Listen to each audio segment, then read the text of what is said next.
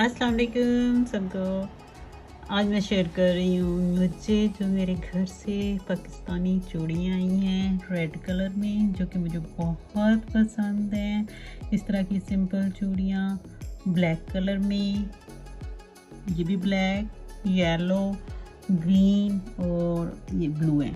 So I am so happy about this one. और इसके साथ क्या है, मुझे पाकिस्तानी काजल, नो पाकिस्तानी सुरमा, पाकिस्तानी काजल जो मुझे बहुत पसंद है, और इसके साथ चारकोल पाउडर है ये वाला, जो कि यहाँ पे बिल्कुल मिलता ही नहीं है।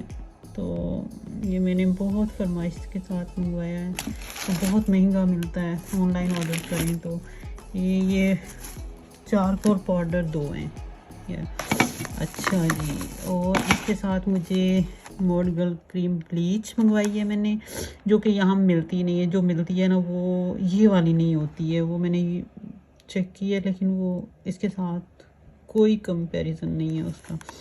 और ये मैंने मंगवाई है, और ये मैंने 2 मंगवाई हैं ऑफ कोर्स।